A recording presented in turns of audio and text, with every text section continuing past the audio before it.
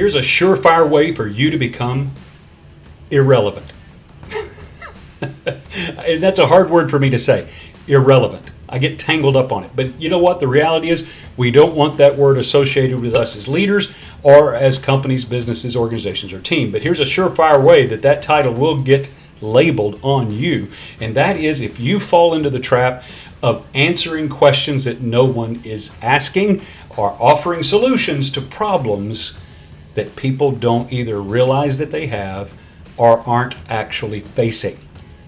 That is how you become irrelevant.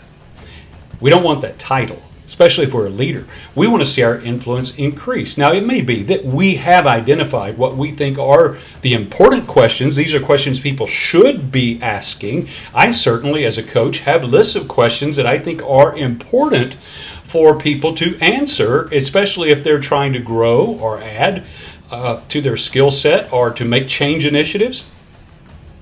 But I have to meet them first with the willingness to answer questions they are asking. This is what builds trust and influence.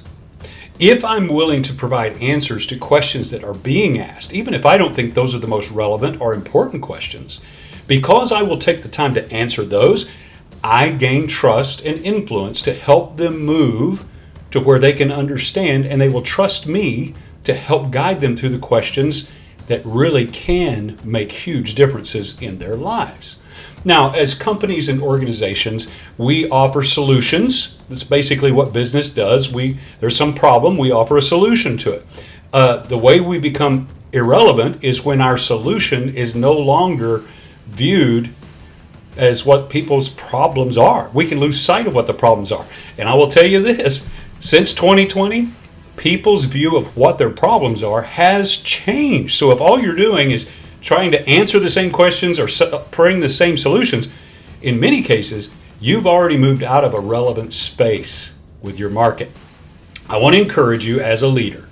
Here's a way that you can be sure that title, irrelevant, doesn't get assigned to you or your company, organization, or team.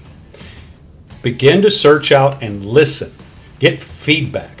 What questions are your clients asking? What problems are they facing? What questions do your teammates have? Your teams around you in your organization, your employees, your team members. What are they facing? What problems are they encountering? And the way you can expand your influence as a leader with your team, within your company, is by answering questions that are actually being asked and also finding solutions for problems that are actually being encountered.